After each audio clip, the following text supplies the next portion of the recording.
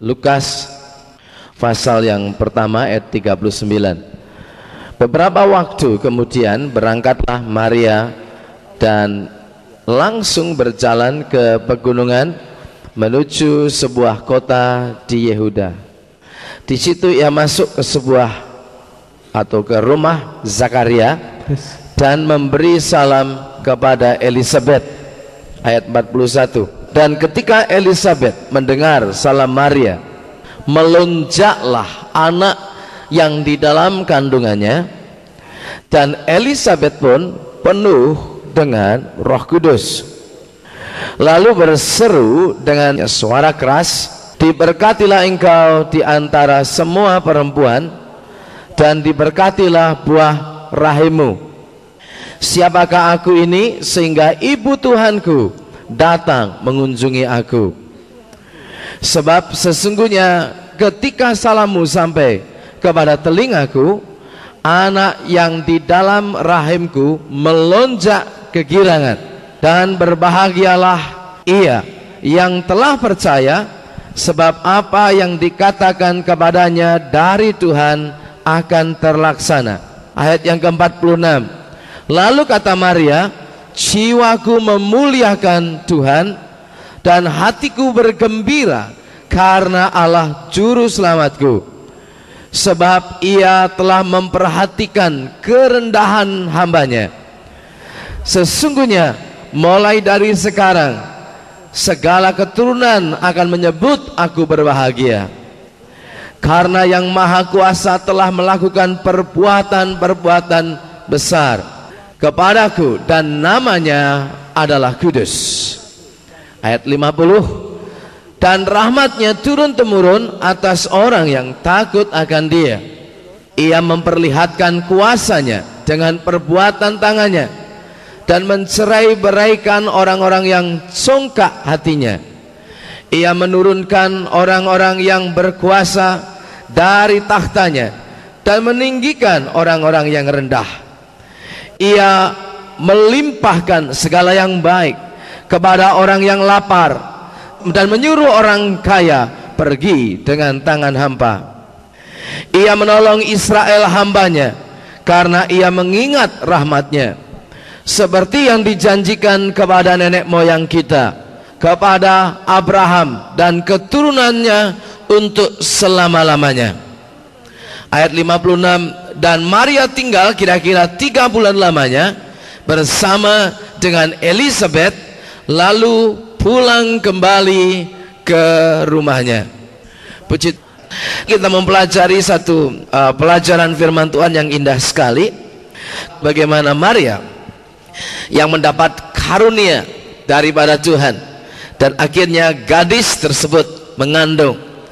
Tapi dalam pemberitaan malaikat kepada Maria juga dihubungkan dengan satu saudari sepupunya yang tinggal di Yudea, yang bernama Elisabet.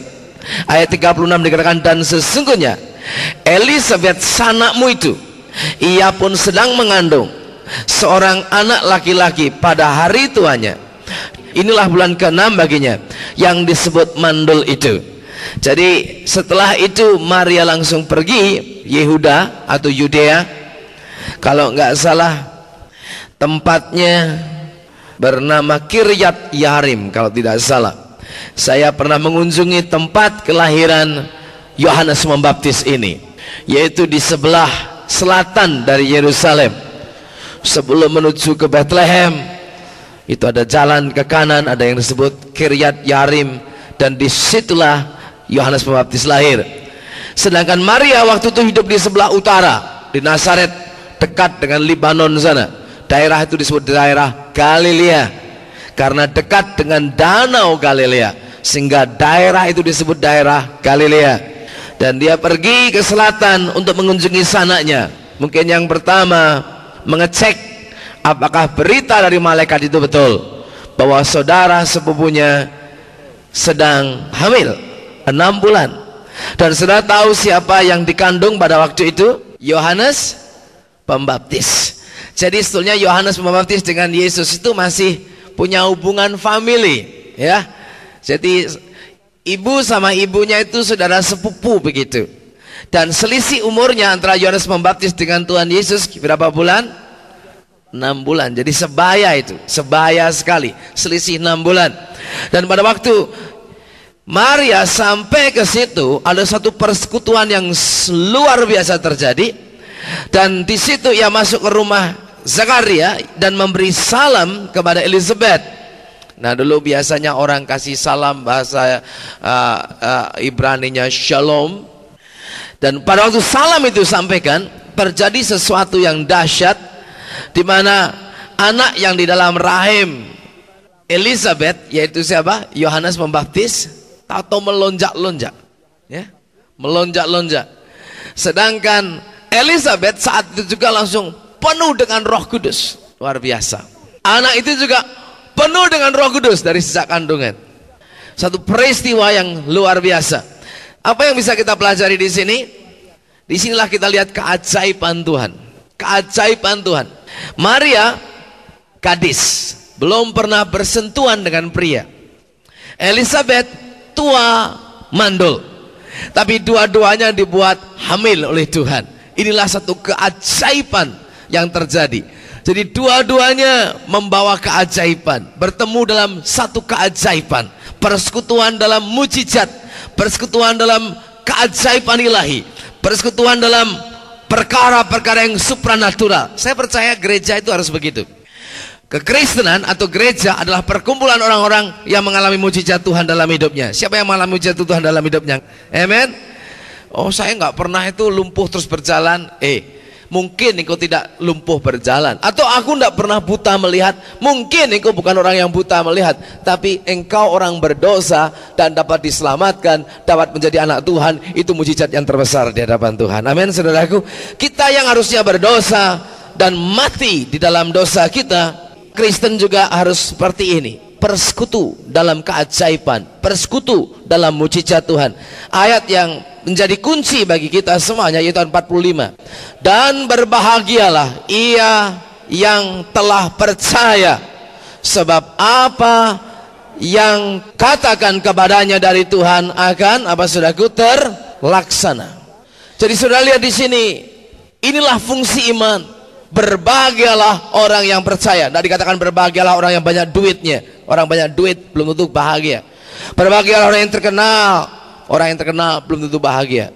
Berbahagialah orang yang tinggi pangkatnya. Orang yang tinggi pangkatnya belum tentu bahagia. Bahagia orang yang rupawan, yang tampangnya ganteng atau cantik, belum tentu membawa bahagia. Kadang-kadang kecantikan membawa laknat bagi orang itu, atau ketampanan membawa laknat bagi orang tersebut. Orang yang bahagia yang percaya, sebab apa yang difirmankan Allah akan terjadi. Siapapun juga, kalau dia percaya apa yang Tuhan firmankan, itu akan terjadi dalam kehidupan kita. Amin, saudaraku. Dan inilah persekutuan antara orang-orang yang mengalami mujizat. Lain sekali kalau orang bersekutu dan dua-duanya mengalami mujizat, suasana surga itu turun di tengah-tengahnya. Itu yang pertama. Saya harap setiap saudara minta supaya Allah melakukan sesuatu yang dahsyat dalam hidupmu. Jangan puas jadi Kristen yang asal masuk keluar gereja tiap minggu. Jangan puas jadi Kristen yang hanya hafal doa Bapa Kami. Jangan puas jadi Kristen yang hanya Kristen-Kristenan tradisi beribadah. Tapi jadilah orang Kristen yang mujizat Allah terjadi di dalam kehidupan saudara. Amin, saudaraku. Saya bersyukur jadi anak Tuhan, mengalami banyak mujizat dalam hidup saya. Dan saya mau menunggu lagi mujizat lebih banyak lagi. Saya dulu punya stiker saya pasang di kamar saya waktu saya sekolah pendidikan Alkitab. Saya tulis besar-besar, expect miracle. Saya mau mengharapkan mujizat setiap hari dalam hidup saya. Saya minta mujizat Allah dinyatakan di dalam kehidupan kita, karena Allah kita adalah Allah yang membuat keajaiban. Amin, saudaraku. Dikatakan dalam kitab Mazmur, Dia hanya melakukan keajaiban. He only doeth a wondrous thing. Dia hanya melakukan keajaiban. Jadi kalau hal yang biasa-biasa diserahkan sama manusia, hal-hal yang ajaib Allah spesialis untuk melakukannya. Amin. Kalau saudara sebagai orang Kristen dan tidak pernah mengalami hal ini, saudara perlu minta, Tuhan, bukankah Engkau Allah yang membuat keajaiban? Saya memberikan satu ayat lagi dalam Keluaran pasal yang ke-15. Lihat sebentar dalam ayat di sana. Dikatakan dalam ayat yang ke-11, Keluaran pasal yang ke-15 ayat yang ke-11. Saya bacakan, demikian bunyinya. Siapakah yang seperti engkau di antara para Allah ya Tuhan? Siapakah seperti engkau? Mulia karena apa saudaraku? Kekudusanmu. Menakutkan karena perbuatanmu yang masyhur. Kalimat berikutnya baca sama-sama, 1, 2, 3. Engkau pembuat apa saudaraku? Keajaiban. Siapa bersyukur Allah kita membuat keajaiban? Siapa yang rindu mengalami keajaiban daripada Tuhan? Saudara berhak untuk mengalami ini semuanya. Bukan hanya Maria, bukan hanya Elizabeth, tapi setiap kita wajib mengalami keajaiban daripada Tuhan. Amin. Saya pernah sakit dan Tuhan sembuhkan, keajaiban. Saya pernah mendoakan orang sakit dan mengalami kesembuhan, keajaiban. Satu kali saya khotbah di Manado, tengah-tengah khotbah di satu stadion, tahu ada truk pickup masuk dengan atlet belakang dulu, di depan mimbar saya. Wah, saya pikir ini gangguan besar. Saya hampir saja tengking dalam nama Yesus. Tapi sebelum saya lakukan itu, saya lihat atau orang menggotong orang keluar dari truk itu, dari pickup itu, masih dengan infus. Rupanya orang itu diambil langsung dari rumah sakit dalam keadaan lumpuh tak berdaya, dipikul begini, di satu stretcher, di satu pengusung dengan infus dibeginikan. Jadi taruh digeletakkan di depan mimbar saya, sedangkan di sini ada kira-kira 30.000 orang yang hadir. Saya khotbah, selesai khotbah, saya mulai doa yang bertobat dan Tuhan mulai gerakan saya untuk doa yang sakit. Begitu saya mau doa orang yang sakit, Tuhan ingin saya doakan dulu yang paling depan, yang depan mukamu. Tapi bilang, Tuhan ini kasus paling berat, ini belakangan aja. Jadi kalau gak sembuh juga gak apa-apa, gak ketahuan belakangan saja. Tapi yang penting ada yang sembuh dulu, yang ringan-ringan, pusing, gatal, jerawatan atau apa saja gitu. Tapi Tuhan katakan tidak, karena dia di depan matamu, dia dulu yang harus didoakan. Wah, itu saya gemeteran betul-betul. Tapi saya ingat ayat ini, engkau pembuat apa saudaraku? Keajaiban. Bukan saya Tuhan, bukan Yeremia Rim Tuhan, engkau pembuat apa? Keajaiban. Langsung saya doa, saya minta keluarganya untuk keliling doa, saya bilang gitu, saya doa dalam nama Yesus, saya tengking dari mimbar, dalam nama Yesus roh kelumpuhan pergi, penyakit pergi, roh maut, roh kematian pergi. Sudah gitu, sudah Tuhan, selesai saya doa. Saya mau doa yang lain, Tuhan bilang jangan, biar mereka melihat mujizat Tuhan. Suruh keluarganya angkat dia supaya berdiri. Minta ampun Tuhan, sudah cukup doa saja, tidak usah pakai berdiri saya pikir. Tapi Tuhan katakan suruh mereka dirikan tuh orang. Nanti kalau didirikan jatuh mati bagaimana ini? Tapi disinilah dikatakan berbahagialah ia yang apa tadi? Saya, karena apa yang dikatakannya akan terlaksana, akan dilaksanakan. Dan disitulah pergumulan iman saudaraku. Di depan 30.000, kalau sendirian sih dalam kamar gak ada yang lihat, gak apa-apa, dicoba-coba. Tapi ini di depan 30.000 orang. Dan hari pertama lagi kebaktian. Kalau sampai gak terjadi sesuatu di situ, besoknya gak laku, saudaraku, gak ada yang datang. Tapi disinilah iman diuji, disinilah percaya diuji. Bukan percaya kepada diri kita sendiri, percaya kepada Dia, pembuat apa? Keajaiban. Langsung saya suruh mereka, angkat dia, dirikan dia. Keluarganya bilang, nggak bisa Pak Pendeta. Dia bilang begitu.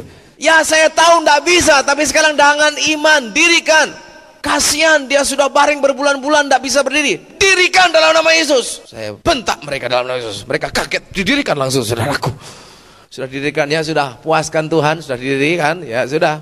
Pegangi terus, saya bilang begitu. Tuhan bilang, jalankan. Nah, tambah lagi satu saudaraku. Bilang, Tuhan ini orang sudah nggak berjalan berbulan-bulan, mungkin bertahun-tahun. Badannya pun kurus kering. Tuhan katakan jalankan, suruh jalan. Saya bilang Tuhan mana bisa ini. Tapi saya ingat lagi, engkau pembuat apa saudaraku? Keajaiban. Saya langsung katakan dalam nama Yesus, tuntun dia untuk jalan. Berdiri aja tuh begini, nggak bisa lurus, nggak bisa lurus. Berdiri tuh begini. Kalau dilepas kayak kain aja, pluk begitu. Tapi dituntun tuh begini, gak bisa berdiri tegak. Terus Tuhan katakan suruh jalan terus. Saya bilang jalan, karena di halaman. Jadi dia orang tuh ngeliat tegak tegang dah saudaraku. Saya juga lebih dari tegang saudaraku. Saya keringatan segala macam. Ini lagi sekolah apa Tuhan saya saat ini? Lagi masuk kursus tertentu nih. Saya suruh dia jalan dalam nama Yesus, jalan dalam nama Yesus, jalan dalam nama Yesus. Dia jalan dipaksa dipegang 4 orang atau 5 orang dibawa begini. Roh Kudus bilang lagi, suruh mereka lepaskan tangannya. Nah, aduh Tuhan, amin. Saya pikir, Tuhan ya sekolah, tapi jangan di depan umum begini Tuhan. Kalau mau kasih kursus khusus, sendirian saja atau sedikit orang, ini 30.000 orang di lapangan lagi di Stadion Sario sana. Di Manado kalau sudah tahu tempat itu. Dan saya katakan sudah tidak tahu jadinya, kalau sudah mati ya matilah, hidup ya hiduplah, hancur ya hancurlah. Saya pokoknya sudah serahkan diri saya. Saya mau dimaki orang terserah, penjara terserah, pokoknya saya mau taat sama Tuhan. Saya katakan di dalam nama Yesus saya minta saudara-saudaranya, familinya, lepaskan dia. Pak, tidak bisa, lepaskan. Saya bilang begitu. Nanti jatuh Pak, saya tahu tapi lepaskan. Saya bilang gitu. Saya bentak mereka dalam nama Yesus. Akhirnya satu persatu melepaskan ini orang begini, kematian, dilepaskan, nggak jatuh, suruh jalan sendiri. Tuhan bilang, saya bilang jalan kamu dalam nama Yesus, jalan. Dia jalan, nama tegak begini, berdiri. Waduh, saya yang lompat di depan panggung itu, dan semua orang beri tepuk tangan buat Tuhan Yesus Kristus. Beri tepuk tangan buat Tuhan Yesus. Amin, saudaraku. Satu hal yang luar biasa.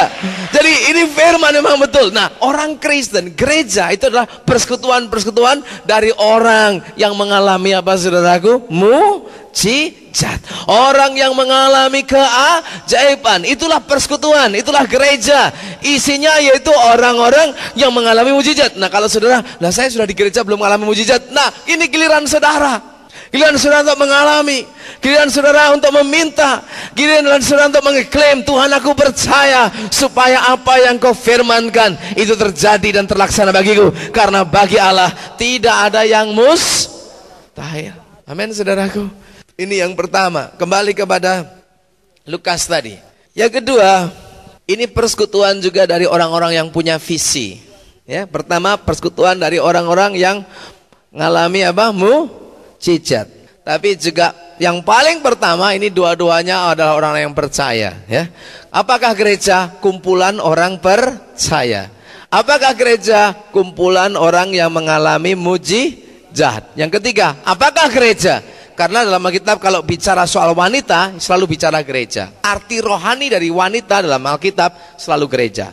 Karena gereja akan dijadikan serupa dengan Kristus sebagai mempelai atau pengantin apa saudaraku, perempuan. Dan Kristus datang yang kedua kali nanti sebagai pengantin apa? Laki-laki. Dan kita akan pertemuan dengan Yesus dalam pernikahan anak domba Allah, yaitu Yesus sebagai mempelai laki-laki dan gerejanya sebagai apa? Mempelai perempuan yang sekarang disucikan, dikuduskan, dimurnikan supaya kita layak ketemu Tuhan nanti di akhir zaman. Jadi kalau berbicara perempuan dalam Alkitab bisa bicara biasanya itu berkonotasi tentang jemaat Tuhan. Jadi saya katakan kepada saudara di sini, inilah pertama persekutuan orang yang percaya. Elizabeth percaya kepada Tuhannya, terjadi kehamilan pada usia lanjutnya. Maria percaya kepada Tuhan, mengalami kehamilan di saat gadis perawan belum mengenal pria. Yang kedua, dua-duanya mengalami keajaiban, persekutuan dari orang-orang yang mengalami mujizat. Yang ketiga, persekutuan dari orang-orang yang mempunyai visi. Yang satu mengandung nabi terbesar sejak perjanjian lama sampai zaman Yohanes Pembaptis. Orang yang pernah lahir dari perempuan tidak ada yang lebih besar dari Yohanes Pembaptis. Alkitab katakan Daud, Salomo, Samson, Musa, Harun, Daniel dan lain sebagainya, tidak ada yang lebih besar dari Yohanes Pembaptis. Alkitab katakan. Jadi yang lahir ini nabi terbesar. Alkitab katakan Yohanes Pembaptis. Yang satu mengandung, nggak main-main lagi saudaraku. Siapa dia? Anak Allah, Juru Selamat dunia, Yesus Kristus. Orang Kristen, gereja adalah persekutuan dari orang-orang yang lagi mengandung dengan visi Tuhan. Saya hamil dengan visi Tuhan. Rencana Allah dalam diri saya itu terkandung dalam dada saya, dalam hati saya, dalam diri saya ada rencana Allah. Itu sebenarnya kalau gereja kumpulan dari orang tidak punya visi, nanti yang ada masalah, masalah demi masalah. Tapi kalau gereja ini kumpulan dari orang-orang yang punya visi, wah, pekerjaan Allah itu yang luar biasa akan terjadi. Kalau semua jemaat mempunyai visi, bukan sekedar bawa tubuhnya ke gereja, tapi punya visi. Dan saudaraku, dalam gereja ini Tuhan menekankan, kita menekankan visi. Karena dalam Amsal pasal 29 ayat 18 dikatakan, Amsal 29 ayat 18, bila tidak ada wahyu, liarlah rakyat. Terjemahan bahasa Inggris, where there is no vision, the people perish. Kalau tidak ada visi, umat Tuhan binasa. Makanya orang Kristen harus punya visi. Orang Kristen yang punya visi tidak pernah menyerah kalah. Coba ini Elizabeth, ngandung usia sudah lanjut, pasti diolok-olok. Kalau dia diolok-olok dan tidak punya visi, mungkin bayinya digugurkan, saudaraku, karena tidak tahan.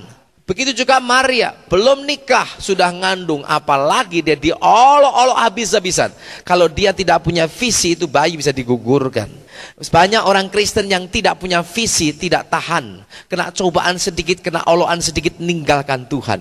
Meskipun sudah diberkati banyak sekalipun. Berapa banyak orang Kristen yang diberkati oleh Allah, tapi tetap meninggalkan Tuhan, tetap murtad, tetap mundur dari Tuhan, karena tidak punya visi.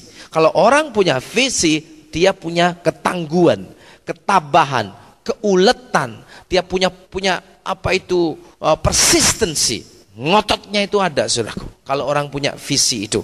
Tapi kalau orang nggak punya visi Allah dalam dirinya, itu kena sedikit aja, kata-kata sedikit tersinggung aja, dia ninggalin Tuhan. Singgung sama gembalanya, disinggung sama penatuannya, disinggung sama ketua atau ashernya, atau singgung sama instrukturnya, tersinggung sama sesama jemaat, tersinggung saudaranya sendiri, tersinggung oleh temannya sendiri, oleh teman seperusahaannya. Gampang ninggalin Tuhan. Orang ahli pertumbuhan gereja pernah mengatakan tentang gereja di Indonesia. Gereja di Indonesia ini pintu depannya lebar, artinya banyak orang yang masuk dan bertobat. Tapi pintu belakangnya juga lebar, keluar juga banyak yang murtad, saudaraku. Seharusnya pintu depan harus lebar, pintu belakang dikancing rapat-rapat, supaya sekali mereka bertobat, tidak usah murtad lagi. Amin, saudaraku. Dan saya pelajari kenapa orang murtad, kenapa orang dingin, kenapa orang suam, kenapa orang jadi apatis, kenapa orang jadi pasif. Satu, nggak ada visi, nggak ada vision, nggak ada rencana Allah dalam hidupnya. Dia pikir dirinya sendiri, dia pikir keperluannya sendiri, dia sangat egosentris, sangat mementingkan diri sendiri, dia mencari hal-hal yang sementara, yang di dunia, dan tidak punya visi yang jelas. Orang begini gampang murtad. Tapi Kristen yang punya visi, dia tidak gampang patah semangat, dia tidak gampang luntur imannya, dia tidak gampang pasif, dia tidak gampang apatis, dia akan terus berapi-api melayani Tuhan. Amin, saudaraku. Kalau engkau sudah jadi kumpulan orang yang percaya, puji Tuhan, itulah kandidat permulaan calon untuk mengalami yang kedua, kumpulan dari orang-orang yang mengalami apa, saudaraku? Mujizat. Tapi sekarang meningkat ketiga. Oke, mujizat sudah terjadi. Bagaimana dengan saudara? Engkau harus jadi orang-orang yang punya apa, saudaraku? Visi. Dan apakah visi gereja kita? Visi gereja kita satu, yaitu mengikuti amanat agung, supaya Injil Yesus Kristus diberitakan ke seluruh muka bumi, menjadi kesaksian bagi semua bangsa. Baru setelah itu kesudahan alam. Visi kita cuma satu, amanat agung. Pergilah ke seluruh dunia, beritakan Injil kepada sekalian makhluk. Baptiskanlah mereka atas nama Bapa, Putra, dan Roh Kudus. Ajarkan mereka segala perkara yang kukatakan kepadamu. Dan inilah visi. Visi kita ialah supaya dunia mengenal Yesus Kristus. Amin, saudaraku. Sedangkan visi yang kita ingin terapkan dalam gereja secara lokal, yaitu saudara masing-masing untuk disiapkan menjadi pemimpin. Inilah kerinduan gereja ini. Building the leaders of tomorrow. Apa itu? Membangun, membina pemimpin-pemimpin dalam jemaat untuk hari esok. Supaya saudaraku, engkau ikut tanggung jawab. Saya ingin beritahu, kalau saudara sudah ambil tanggung jawab kepemimpinan, hidup kita tidak mau sembarangan lagi. Kenapa orang Kristen bisa pasif, bisa hidup dalam dosa, bisa seenaknya. Tapi begitu sudah ambil kepemimpinan, atau ambil tanggung jawab dan mulai ngerti tentang leadership, saya ini pemimpin, saya harus bisa memimpin orang lain, hidupmu makin terkendali, hidup makin hati-hati, hidup makin tertib. Hidupmu makin sungguh-sungguh di hadapan Tuhan. Tapi kalau anak Tuhan biasa yang nggak punya visi, saya datang terlambat, nggak ada yang marahi, atau nggak ada yang nanyai, nggak ada yang curiga, saya nggak datang pun nggak apa-apa. Tapi kalau sudah pemimpin, sudah nggak mungkin datang terlambat. Engkau nggak mungkin nggak datang. Kalau sudah jadi pemimpin kesan aja, hidupmu mulai diperhatikan orang lain. Sudah jadi instruktur saja, sudah lain. Saudara, di gereja ini sudah nggak ikut apa-apa, hidupmu pasti kayak yoyo itu, naik turun, kayak ikan lumba-lumba itu, tenggelam, timbul, terus-terusan. Hidup pasti gitu. Tapi begitu yang kau ambil pelayanan, oke, saya punya visi, saya ingin memuliakan Tuhan, saya mengandung rencana Allah dalam diriku, aku nggak mau diam, aku ingin lakukan sesuatu, aku mau jadi instruktur, aku mau ngajar. Begitu sudah ngajar orang lain aja, di dalam pelajaran dasar kekristenan, hidupmu mesti beda, pasti berubah. Saudara mau gini, aku ini dilihat oleh orang lain. Aku punya murid loh. Kita mau ngomong ngaco seenaknya, nanti muridku lihat aku gimana? Beda, ada kendali dalam hidup orang. Begitu dia punya visi, dia punya kendali dalam hidupnya. Makanya tanpa visi, tanpa wahyu, liarlah umat. Kuda itu supaya nggak liar, dua. Yang satu dikendalikan begini, dikekangnya, dikasih di mulutnya, kasih kang. Yang kedua dikasih kacamata dari kulit. Ingat kan kuda-kuda itu kalau narik pedati kan dikasih kacamata dari kulit. Supaya apa? Pandangannya ke depan. Kalau nggak dikasih kacamata kulit, main mata terus ya. Miring-miring semua. Nah, banyak anak-anak Tuhan ini perlu kasih kacamata kulit. Supaya visinya itu ke depan. Untuk kemuliaan nama Tuhan. Amin, saudaraku. Kalau nggak main mata, melerok sana, kerling sini. Juling saya nggak tanggung-tanggung, saudaraku. Nanti kenapa bisa begini? Karena saudara tidak punya visi daripada Tuhan. Jadi ingat, persekutuan dari orang-orang yang percaya, persekutuan dari orang-orang yang mengalami mukjizat, keajaiban. Dan ketiga, persekutuan dari orang-orang yang punya visi. Wah, kalau saudara minta kepada Tuhan, bosan dari Kristen cuma begini-begini, masa bertahun-tahun tidak berbuah-buah, masa gak pernah bawa jiwa kepada Tuhan, masa takut menginjil, masa takut bersaksi tentang nama Tuhan, masa takut ngundang orang datang ke gereja. Tuhan, aku tidak mau, aku punya visi. Tuhan, berikan kepada aku visi, yaitu supaya injil sampai ke dunia. Hidupmu akan lain sekali, beda sekali. Saya mau memimpin. Paling enggak aku bisa memimpin seorang. Saudara nginjil aja. Saudara enggak usah jadi instruktur lah. Menginjil sama di satu perusahaan gitu ya. Saudara kerja, saudara bersaksi aja sama seorang. Enggak usah semua. Saksi satu orang aja, hidupmu beda langsung. You mau korupsi, you mau macam-macam di perusahaan itu enggak berani. Karena apa? Ada satu orang yang sudah pernah dengar kesaksianmu. Sudah pernah dengar injil yang kau beritakan. Kalau engkau berani macam-macam, satu orang akan ngomong, ngomong bisa. Sudah akan malu, sudah akan jaga. Sudah akan jaga wibawa Allah, sudah akan jaga kekudusan, sudah akan jaga semuanya. Kenapa orang Kristen jatuh bangun hidupnya? Tidak punya visi daripada Allah. Amin, saudaraku. Sudah di sekolah misalnya, sudah mulai berani bersaksi gitu aja, sudah nggak akan ngacem-macem di sekolah. Ngomong bisa, katanya bertobat begini. Nggak bisa lagi. Begitu sudah bersaksi saja. Makanya bersaksi, punya visi dan mulai bersaksi. Visinya itu menjangkau dunia. Sudah mulai bersaksi, hidupmu mulai berubah. Betul nggak, saudaraku? Tuhan, aku mau melayani. Hidupmu punya visi akan terkendalikan. Amin, saudaraku. Saya nggak dengar. Amin, saudaraku. Sekarang yang akibatnya apa dari visi itu? Lihat itu. Orang kalau sama-sama percaya kumpul. Yang kedua, sama-sama mengalami mujizat kumpul. Yang ketiga, sama-sama mengalami apa? Visi. Meskipun yang satu sudah 6 bulan, yang satu baru janin. Jadi ini embrio bertemu dengan fetus, saudaraku. Ya, karena ini sudah 6 bulan, yang satu baru embrio, baru titik, baru benih. Jadi ada persekutuan yang indah di dalamnya. Begitu Maria kasih salam, shalom, salam sejahtera.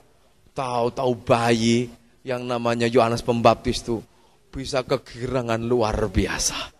Lonjak. Saya ingin katakan, kalau orang punya visi sama orang visi persekutuan, itu dalam dirinya meledak-ledak. Saya ketemu orang Kristen yang punya visi dan orang Kristen tidak punya visi, beda sekali. Kalau orang Kristen tidak punya visi itu ngomongnya itu kayak 10 pengintai yang disuruh Musa pergi ke tanah Kanaan tuh. Negatif semua. Persoalan terus, masalah terus, komplain terus, mengeluh terus, yang nggak enak terus itu enggak punya visi. Ini nggak ada yang loncat-loncat di sini, saudaraku. Tapi ketemu anak Tuhan, yang punya visi. Puji Tuhan loh, kemarin kami doa puasa, tahu Pak RT bertobat. Sini kok lompat-lompat dalam diri kita. Orang yang punya visi, kita duduk sebentar saja dengan dia, salamnya saja, halo, sapaannya saja, apa kabar, membuat gejolak yang luar biasa dalam diri kita. Itu kalau orang punya visi. Dan yang indah sekali, yang pertama, ada satu kegirangan, itu orang yang punya visi. Orang yang percaya, ngalami mujizat dan punya visi. Akibat yang pertama, ada satu kegirangan, ada satu kegairahan, ada satu excitement dalam dirinya.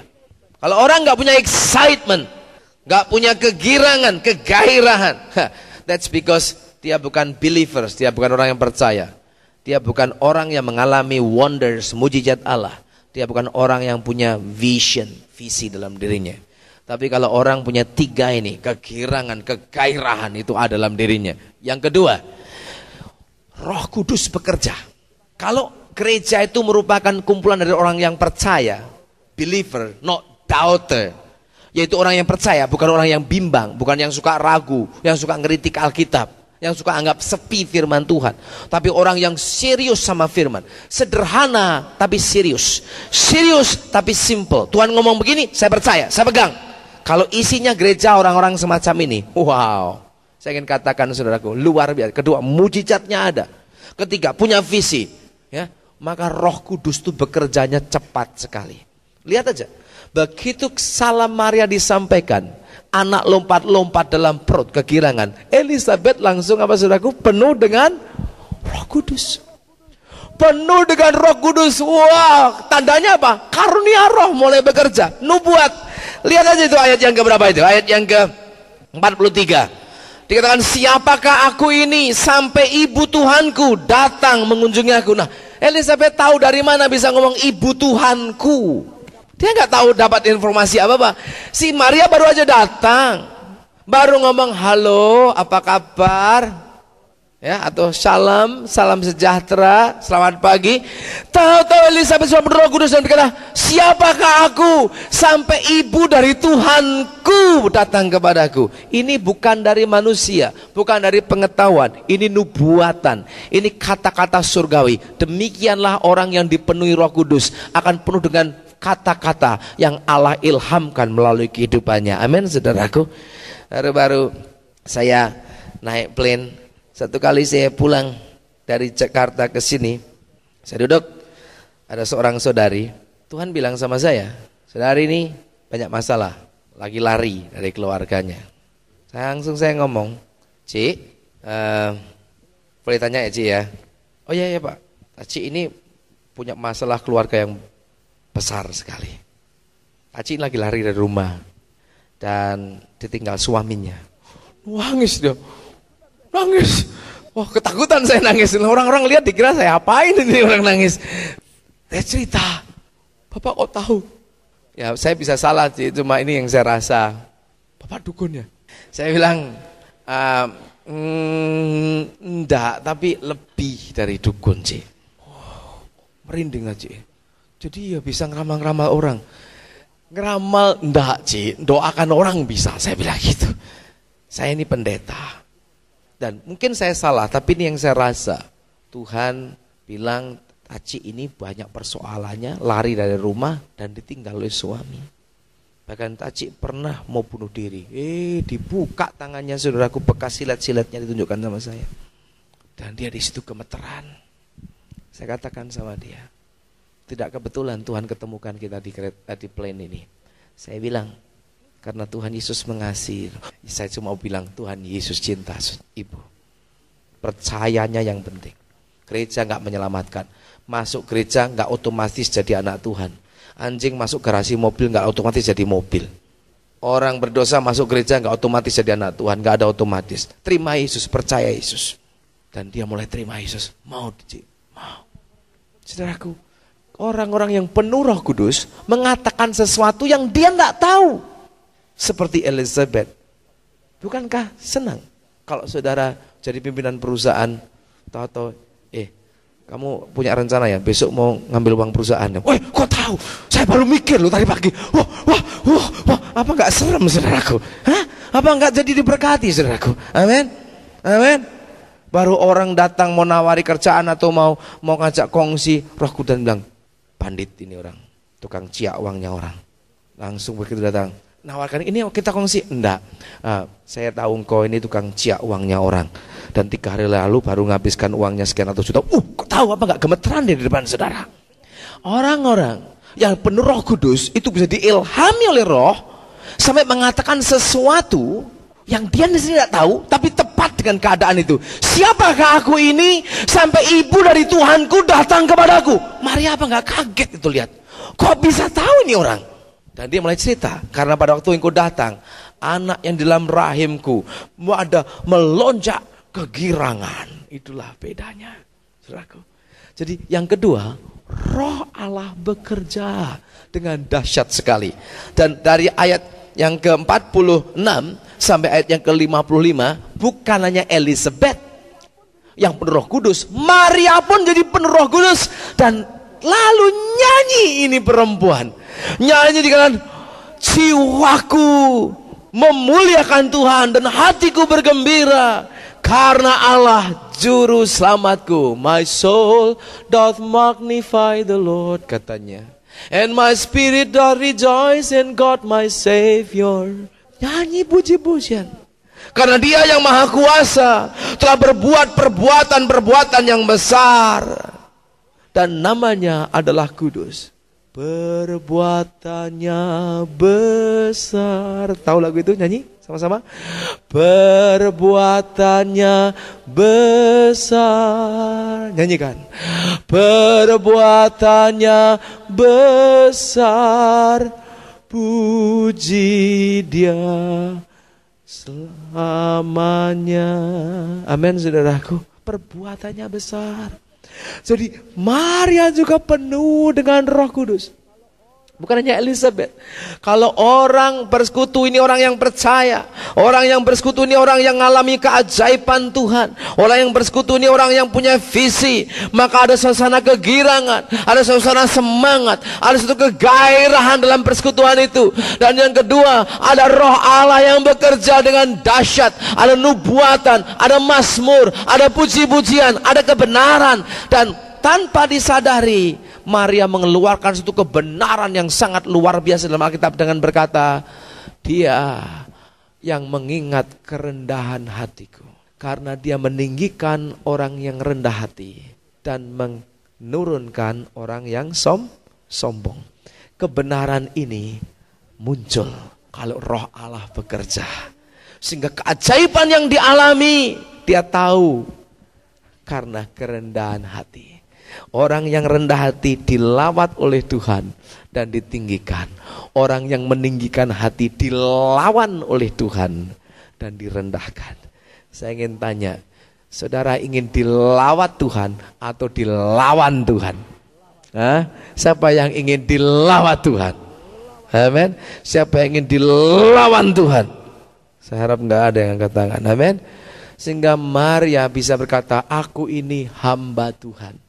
Terjadilah kepadaku sesuai dengan perkataanmu. Amin. Saudara ingin jadi hamba Tuhan atau hambatan Tuhan? Nah, siapa ingin jadi hamba Tuhan? Siapa ingin jadi hambatan bagi Tuhan?